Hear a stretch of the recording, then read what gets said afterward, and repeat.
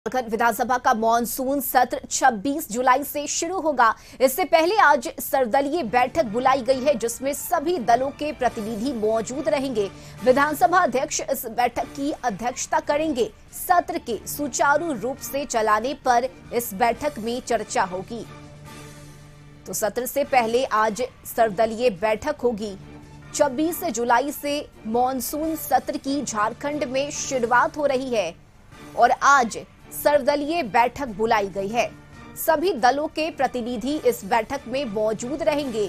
विधानसभा अध्यक्ष इस बैठक की अध्यक्षता करेंगे और सत्र के सुचारू रूप से चलाने को लेकर इस बैठक में चर्चा की जाएगी।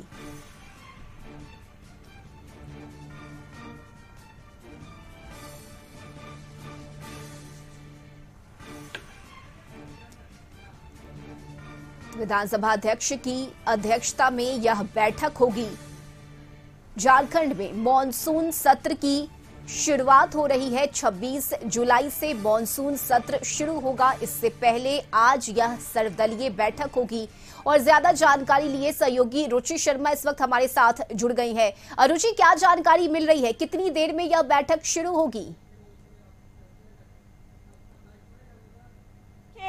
रश्मि, ये बता दें कि बैठक अब शुरू हो चुकी है, यानी कि तुरंत ही मुख्यमंत्री हेमंत सोरेन कुछ ही मिनट पहले पहुंचे थे और इंतजार हो रहा था मुख्यमंत्री हेमंत सोरेन का। मुख्यमंत्री हेमंत सोरेन पहुंचे और साथ ही चूंकि ये सर्वदलीय बैठक है, इसलिए आजसू के विधायक लंबोदर महतो की उपस्थिति है इस बैठक में। वहीं माले विधायक विनोद सिंह की बात की जाए, उनकी उपस्थिति है। लेकिन फिर से भाजपा ने इस बैठक से दूरी बनाई है, यानी कि ना तो नेता प्रतिपक्ष और ना ही बीजेपी के कोई विधायक इस बैठक में शामिल दिख रहे हैं। वहीं संसदीय कार्य मंत्री की बात की जाए, डॉक्टर रामेश्वर उरांव, उनकी उपस्थिति है और ये बैठक विधानसभा अध्यक्ष रविंद्रनाथ महतो की अध्यक्षता में शुरू हुई है। कैसे ये सत्र, चूंकि मानसून सत्र छोटा सत्र होता है और इस सत्र को सुचारू रूप से चलाने में सत्ता पक्ष हो विपक्ष हो सभी दल के विधायकों का, यानी कि जो विधानसभा के सदस्य हैं, उनका सहयोग आवश्यक होता है।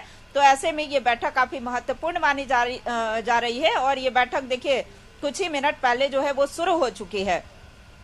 ये देखिए, ये जो मानसून सत्र है ये सरकार का अंतिम सत्र है, चूंकि अब जो है इसके बाद विधानसभा के चुनाव होने हैं और विधानसभा के चुनाव के पश्चात अब फिर से सत्र शुरू होगा, यानी कि नई सरकार बनेगी। महागठबंधन की बनती है या फिर एनडीए की बनती है, ये तो जनता तय करेगी। लेकिन ये सरकार का अंतिम सत्र है और सरकार की तरफ से ये पूरा प्रयास रहेगा कि कैसे जनता को ज्यादा से ज्यादा इस सत्र का लाभ पहुंचाया जाए। वहीं देखिए विपक्ष जो है वो अपनी अलग रणनीति तय करती है, चाहे वो सदन के अंदर के लिए या सदन के बाहर हो। कई ऐसे राज्य के ज्वलंत मुद्दे हैं जिसे लेकर के और सदन के अंदर उठाने का कार्य करती है, सदन के बाहर भी उनके हो हंगामे जो है वो देखे जाते हैं। तो इस बार कई ऐसे मुद्दे हैं विपक्ष के लिए भी। तो ये मानसून सत्र जो है भले ही छोटा है लेकिन काफी हंगामेदार रहने की संभावना है और ऐसे में एक तरफ सरकार पूरी तैयारी में है कि कैसे कई महत्वपूर्ण विधेयक हैं वो सदन के पटल पर लाए जाएंगे।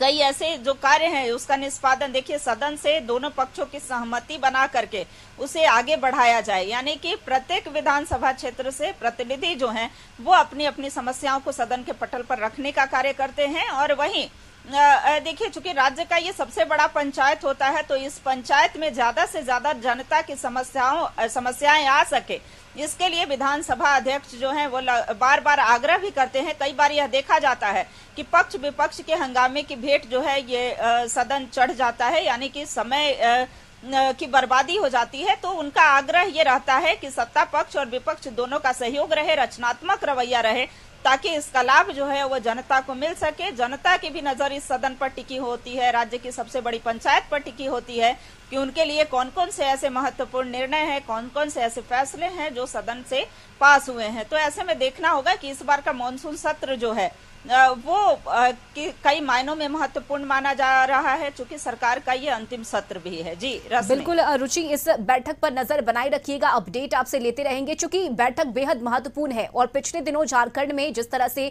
राजनीतिक परिस्थिति बदली है, इसके बाद चाहे वो सत्ता पक्ष हो या विपक्ष हो, दोनों ही एक दूसरे पर हमलावर नजर आएगा और साथ ही कई ऐसे महत्वपूर्ण विधेयक हैं जिसे पास कराने की कोशिश भी होगी सरकार की। तो इस कई मुद्दों को लेकर सदन में हंगामे हो सकते हैं, तो ये बैठक बेहद महत्वपूर्ण भी है। रुचि, बिल्कुल रश्मि, ये बैठक काफी महत्वपूर्ण मानी जा रही है। कई मायनों में ये बैठक महत्वपूर्ण मानी जा रही है। इससे पहले की अगर बात की जाए, देखिए ये मुख्यमंत्री हेमंत सोरेन के तीसरे कार्यकाल, चूंकि इससे पहले जो है चंपई सोरेन थे, चंपई सोरेन से पहले मुख्यमंत्री हेमंत सोरेन स्वयं ही थे। यानी कि सदन ने 3 मुख्यमंत्री को देखा है। एक मुख्यमंत्री जो है वो 2 बार रिपीट हुए हैं, यानी कि मुख्यमंत्री हेमंत सोरेन का 2-2 कार्यकाल रहा है। और जब तीसरी बार उन्होंने शपथ ग्रहण की है तो उसके बाद ये इनका पहला सत्र है। तो ऐसे में इनका प्रयास भी होगा कि कई ऐसे निर्णय हैं जो सदन के पटल पर जब आते हैं और जो सत्ता पक्ष और विपक्ष के विधायकों का सहयोग अगर समर्थन ना भी रहता है तो इनके पास संख्या बल है और ऐसे में किसी भी विधेयक को आसानी से पास कराया जा सकता है।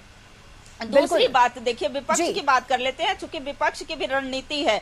और ऐसे में देखिए आज शाम में जो इंडिया अलायंस की बैठक है, यानी कि महागठबंधन के विधायकों की बैठक जो है वो मुख्यमंत्री आवास में भी होनी है। जब विधानसभा अध्यक्ष की अध्यक्षता में यहाँ बैठक समाप्त हो जाएगी, उसके बाद मुख्यमंत्री हेमंत सोरेन अपने आवास पर जाएंगे और वहां पर भी बैठक होगी। और बैठक में यह रणनीति तय होगी कि विपक्ष के रणनीति को, यानी कि विपक्ष जब सदन के अंदर सवाल खड़े करेगी या सदन के बाहर हंगामे करेगी तो कैसे उनका मुंहतोड़ जवाब देना है, कैसे करारा जवाब देना है।